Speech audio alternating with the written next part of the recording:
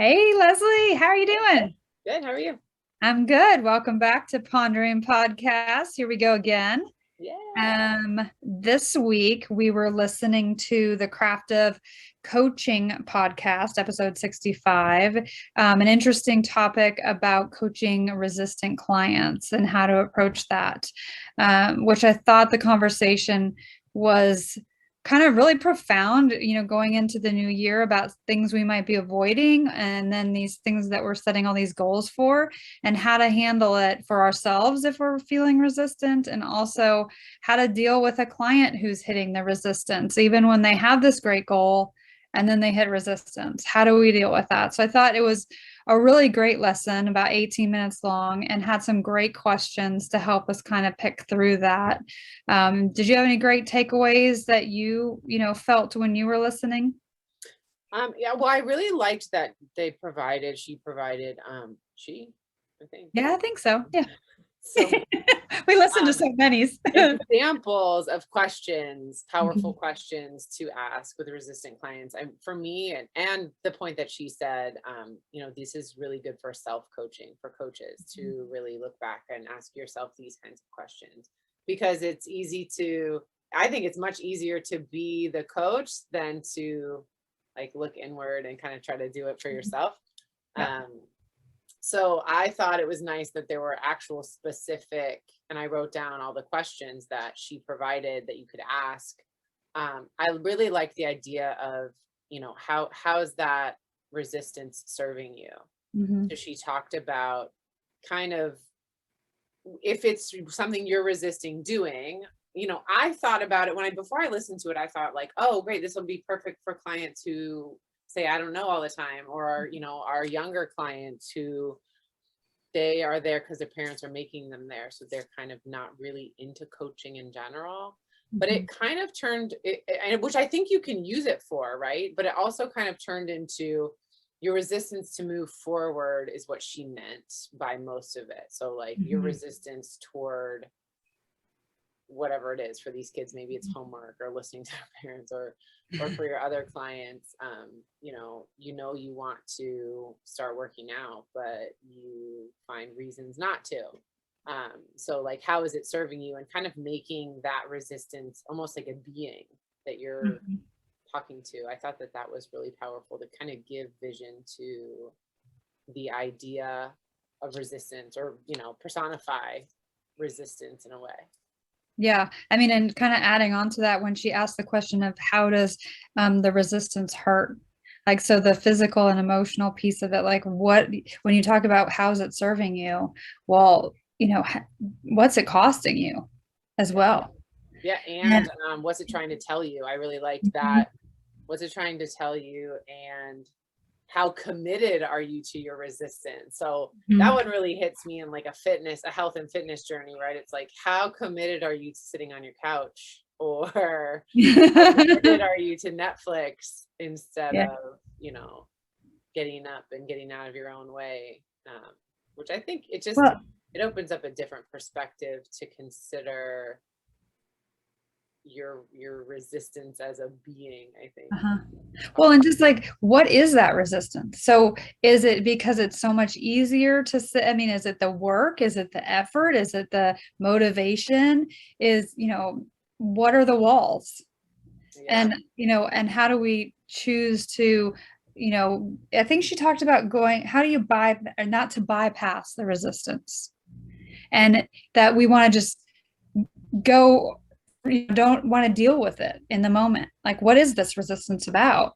And I thought that was kind of an interesting idea of not bypassing the resistance, to sit in it Yeah. and figure it out. Yeah, I think too that, I keep going back to the health thing, but the yo-yo diet, where I'm like on a month off, I think that is bypassing your resistance and not trying to sit in it or figure out where it's coming from, the source of it, or why it's there. It's like, oh no, I'm just going to push through. And then you end up back in the same resistance you were in before. Maybe you were successful for a little while, but then you slide back in. It's like trying to take the shortcut and not actually figure it out and Mhm. solve it, but just kind of scoot around it. You end up back there, I think, too. It's like when we don't solve a problem, we just give it a Band-Aid, and Mhm. then the Band-Aid breaks open and you're back to your problem Yep. again. So I think that, oh, that idea is just so strong and like, what is it that you can do to kind of like finally overcome this resistance? Or if you can't, what strategies can you put in place when you know it's showing back up again? Yeah. It's like, what, what do you need? What are those, extra, tools that are going to help you with the resistance? Do you need a ladder to get around it, or over it? You need a stepping stone? I mean, what other extra things do you need that are going to help you when you find yourself there?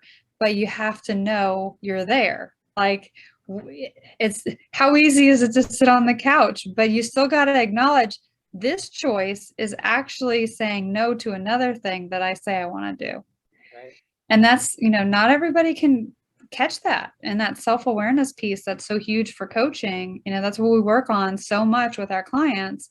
But, this podcast was reminding us, how can we keep that flowing in ourselves? So when we're hitting resistance, either with a client or ourselves, how can we move forward? How can, without, ignoring the festering problem? Yeah, it did make me think too, in terms of, if you are having really diving into your resistance, what if your resistance is your voice telling you that you don't actually want that thing? You want that thing because society tells you you're supposed to want that thing. Mm-hmm. But so you're reaching towards a goal that you don't actually have inside yourself. So your resistance is actually telling you, this isn't what we want. We're just are doing something we think we might want, right? I think as parents, we probably experience that a lot, trying to be something, or portray something in our family that is a societal expectation. It's like, I don't Mm-hmm. actually want that. I feel like I'm supposed to want that. So I'm going to put it on my to-do list, or I'm going to make it my resolution. And then you get into it and you don't do it.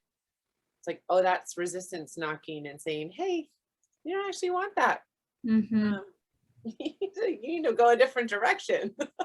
Well, So I and think it's that's like, really yeah. cool. I mean, just like you're saying, the supposed to or the should, we should be doing something. Well, do we, what about that? Do you want that? Like, really get to the bottom of, why are you saying should? Yeah. Is What's that one in? of my values, or is that one of my Mhm. think it's supposed to be my should value, right? Yeah, exactly. So I thought this was a great podcast, kind of start out the year as we're moving forward with so many different goals for, our clients, ourselves, our businesses.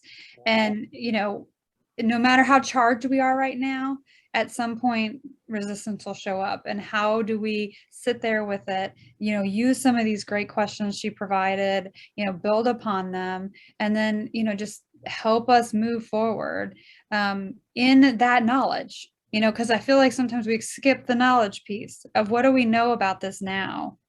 And that's what we can take forward, what we've learned from that experience, and what's, that festering thing. How can we clean that out or give it what it needs so it can move on and heal and or be better, whichever, it is. And if it can't be, like you said, what tools, strategies can we use that are going to kind of help it limp along? Because limping along forward is better than sitting in the resistance, not doing what we think we want to do. Yeah, absolutely. So Awesome. great one. I appreciate your find. I hope that our community here finds it helpful as they, work into their resistance or with clients. And comment below on any thoughts or takeaways you have to keep the conversation going. Yeah, or any other questions you give your clients or yourself when you're facing resistance. Yeah, that's great. Like that idea. Thanks. Great to see you, Leslie. We'll come back with another great one next week. Yeah, sounds Take great. care. Bye-bye.